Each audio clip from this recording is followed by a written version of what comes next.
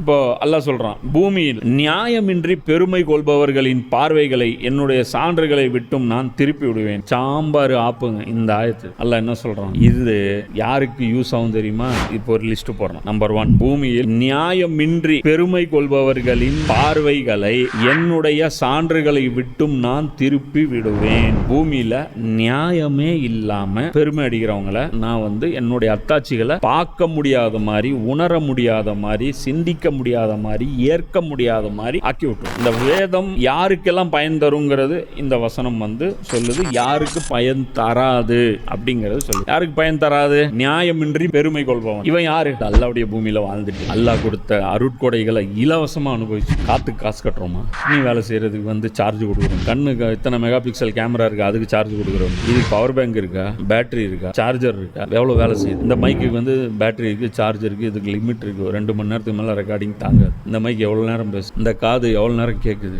நம்ம உடம்புக்குள்ள இருக்கிற எத்தனை ஸ்பேர் பார்ட்ஸ் இருக்கு, நம்ம சாப்பிட்றது சத்தா மாறுது, உடம்பு கழிவுகளா வெளியேற்றுது, இது எல்லாமே நம்ம கண்ட்ரோல்ல இருக்கா? நம்ம கண்ட்ரோல்ல மீறி இருக்கு. கண்ட்ரோல் மீறி இருக்கு. நீ நினைச்சா உன் கிட்னியை நிறுத்த முடியுமா? நீ நினைச்சா உன்னுடைய ஹார்ட்டை 5 நிமிஷம் லாக் பண்ணி நிறுத்த முடியுமா? உன் லங்ஸை நீ பம்ப் பண்ணாம நிறுத்த முடியுமா? எதுவுமே நீ பண்ண முடியாது. அது பாட்டுக்கு ஆட்டோமேஷன் மோட்ல ரன் ஆயிட்டு இருக்கு. இது அல்லாஹ்வுடைய நியாமத்தான். ஒவ்வொன்றும் நம்ம ஆப்ரேட் மாதிரி இருந்துச்சுன்னா, கடிகாரத்துக்கு பேட்டரி போடுற மாதிரி இருந்துச்சுன்னா எவ்வளவு மோசமா இருக்கும். அல்லாஹ்வை சார்ந்து தான் உன்னுடைய எல்லா செயலும் இருக்கு.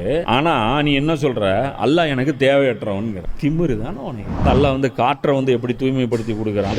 வல்லபையை கொண்டு இந்த உலகத்துல அமைக்கிறான். உனக்காக கடல்ல உணவு வச்சிருக்கான், மரத்துல உணவு வச்சிருக்கான். இவ்வளோ நியாமத்துகள் அல்லாஹ்வுடையதை அனுபவிச்சு அல்லாஹ் என்ன செய்யும்? உனக்கு கண்ணு தெரியலன்னு நான் என்னடா பண்ண முடியும்? உன் பிரச்சனை அது. கண்ணு நொல்லையா போச்சுன்னா அதுக்கு நாங்க என்ன பண்ணுவோம்? சிந்திச்சு பாரு, அல்லாஹ் என்ன செஞ்சிருக்கான்னு பாரு.